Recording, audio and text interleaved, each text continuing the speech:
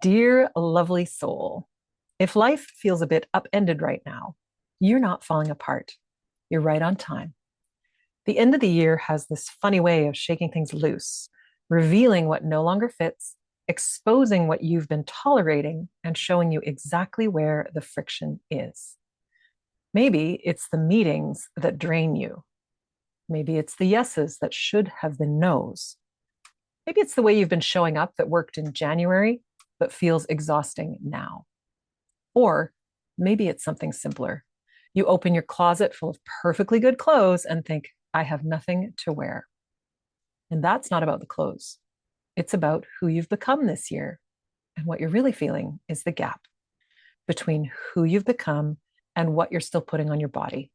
You've evolved, and the closet hasn't quite caught up. Here's the thing about that gap. It creates friction. Not the dramatic kind where you hate everything you own, but the subtle kind, the it's fine, but kind. You put on an outfit and it's fine, professional, appropriate, but something feels a little off, a little disjointed, like you're wearing a version of yourself that's close, but not quite right. And that low grade dissatisfaction, it follows you throughout the day, follows you into meetings, follows you into conversations, follows into moments where you should feel confident, but instead you're feeling just a little self conscious. I know this friction intimately. I have this zigzag print knit BCBG dress with an asymmetrical hem that I absolutely loved. I remember the moment in the dressing room when I realized it was a size 2 and I could fit it. This is several years ago. And I was shocked because that dress felt like proof of something. I tried it on a couple of days ago, and no matter what I did, the knit just would not stretch. I am not a size 2 anymore. And standing there, trying to make it work, I realized I don't want to be. What I loved about that dress wasn't the size, it was the asymmetry, the stretchy comfort, and the way it moved. And what I didn't love, squishing myself into a dress with no pockets and no real wiggle room for growth, literally or metaphorically. So here's what I'm taking forward: asymmetry, comfort, and movement.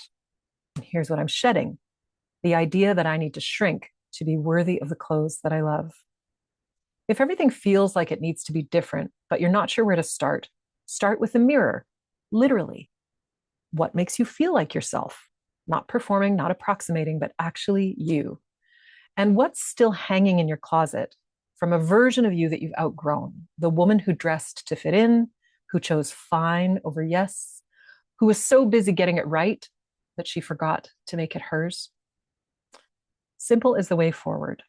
You don't need to overhaul everything over the holidays. You don't need a complete wardrobe refresh or a 5-year strategic plan or a massive transformation project. You need to pick one thing that doesn't fit anymore and let it go. Wear one thing that makes you feel like yourself.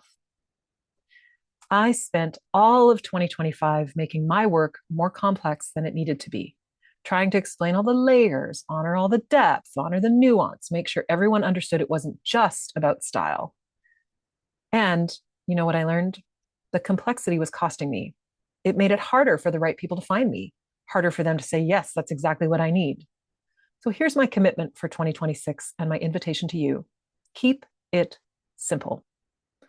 I don't know what your year looked like, but I know December has a way of showing us what needs to change. Maybe it's the wardrobe that doesn't match who you're becoming. Maybe it's the schedule with no room for actual thinking. Maybe it's the job you've outgrown. Maybe it's the way you've been leading that feels more like performing than embodiment. Whatever is getting revealed right now, it's not a problem. It's just information. Things shake loose before they settle into something better. If everything feels upended as we head into 2026, you're not falling apart, you're becoming. And becoming requires shedding. So here's my question for you. What's one thing you're ready to stop wearing? And I mean that literally and metaphorically. What version of yourself are you ready to shed so the real you can show up fully? You can comment below and tell me. I read every response. Because sometimes you just need someone to see you clearly and say, you're right on time. And what you're becoming, that is going to be extraordinary. So here's to shedding. what doesn't fit. P.S. If that subtle friction has been stealing your confidence slightly all year, let's talk. Link in comments to book a strategy session to figure out what's really going on, because sometimes all it takes is someone holding up an accurate mirror.